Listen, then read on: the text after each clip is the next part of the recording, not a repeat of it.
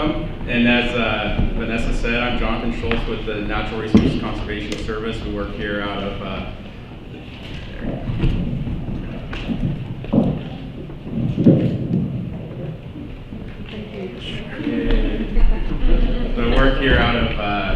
the Eureka Field Office located at the Ag Center at Spruce Point. So I'll get started on my talk. When Albert Eder, a pioneering leader in the field of agriculture in Humboldt County, wrote of the history thus far in 1914, he described the Humboldt Bay and the Eel River Valley's fertile bottomlands as the heavy soil is like a mint in the open, for it is rich enough to enable any man of thrift and experience to coin a fortune therefrom. And these words were written 64 years after the first sod was broken, and 1 year before the railroad connected the shores of Humboldt Bay to the rest of the nation. Until that time, ocean voyage or a long, dangerous trek on horseback was the only way in and out of Humboldt Bay. Already, however, these rich soils and men of thrift and experience had already grown enough food to feed not only themselves, but the small but thriving population of Humboldt County, but to develop a large export economy of fruits and vegetables and dairy products of a quality not seen anywhere else in the state. Men and women from many nationalities brought their knowledge of working the land to hoe and plow and levee and drain and claim land to such a total and exact manner that generations to come would benefit so much from their early toils. While today in 2017 we are faced with many challenges to many problems that never confronted these early pioneers, one constant remains true. The fertility and uniqueness of the ag lands of the Humboldt Bay region are in a class of their own. Making up a total of 1% of the total agricultural lands of the county, these bottoms produce the lion's share of the gross agricultural production. Today, the Humboldt Bay region is connected to a very complex and volatile domestic and international trade economy that governs farm business at the local level. While it is true that the Eat Local food movement has gained substantial ground in all sectors of agriculture, national consumer trends and large population centers drive the choices farmers make on how they produce the food we eat and how they market their product to ensure that they can survive to see another growing season. One golden rule remains: we all have to eat, and there isn't any less of us.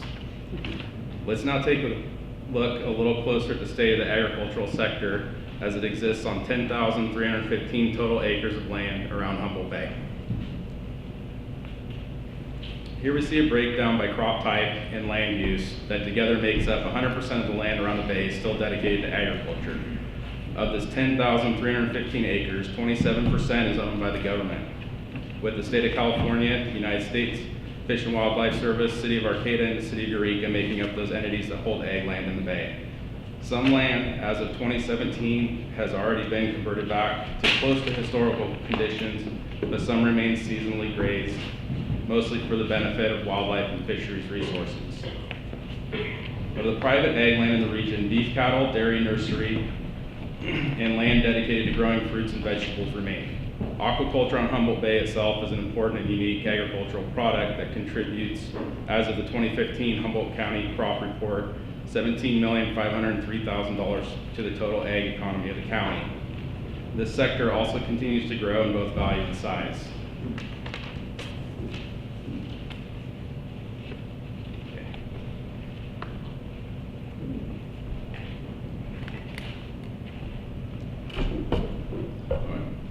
Here we see a breakdown of agriculture in the northern part of Humboldt Bay. Beef cattle and dairy dominate the landscape, owing to the region's long-standing reliance on cool season perennial grassland pastures. We see the nursery complex of Sun Valley Floral Farms, as well as the small but significant land and diverse crop production.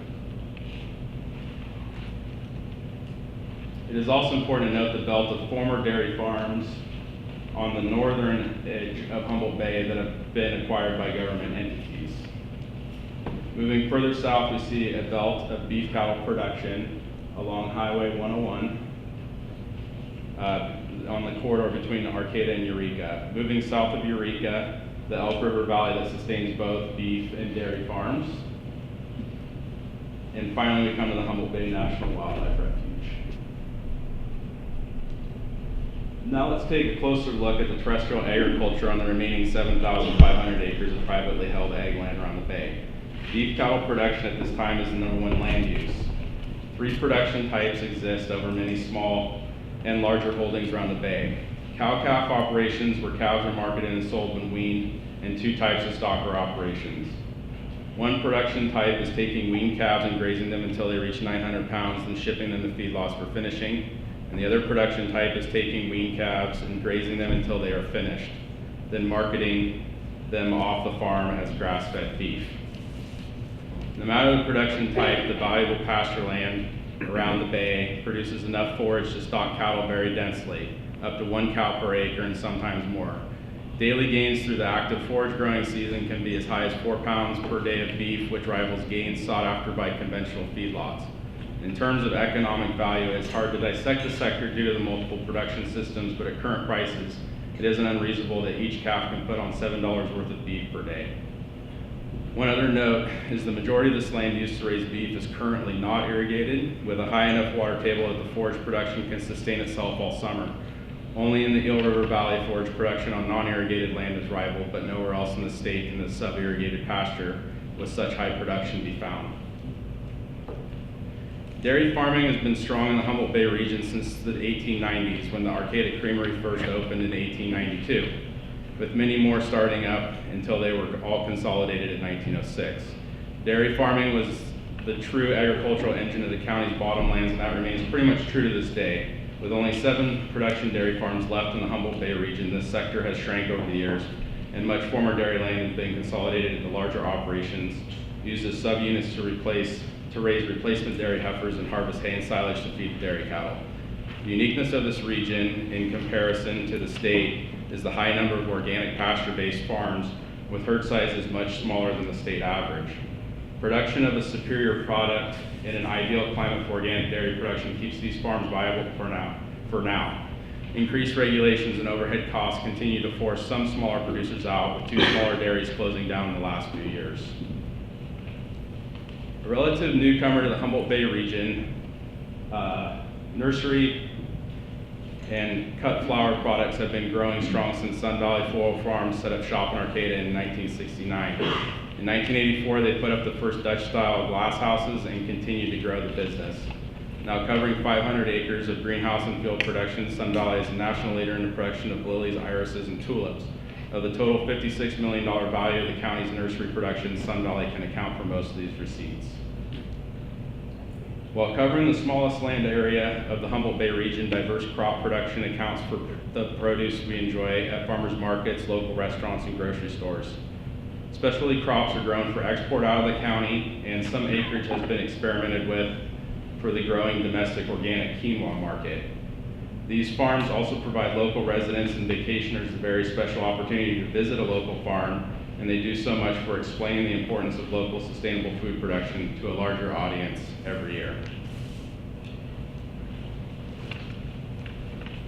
While we currently have a very diverse and productive agricultural sector around Humboldt Bay, there are many vulnerabilities to be able to sustain and grow food production on these farms. Loss of land in any form, whether it be for continued urban growth, breaching of levees, or further government acquisition, makes these production systems uneconomical. Bottom line, we need land in order to produce food. Increased regulation, as we have seen recently with the smaller dairy farms, can convert one type of agriculture from the land's highest and best use to a lower value production system, or force a sale that results in ag land conversion.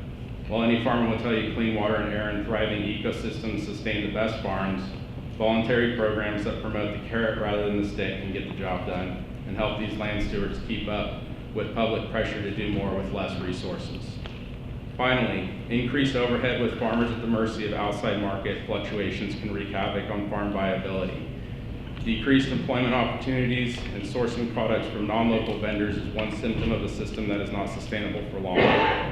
Inflated land, feed, and equipment costs, as well as labor and regulatory burdens that don't keep up with the dollars earned from farming, affect many farm households across the nation, making it very hard to not only keep a business running, but to even find an heir that is willing to have a farm passed down to them. So thank you very much for your time, and I hope my presentation has had an impact on you as to the importance of agriculture in the Humboldt Bay region.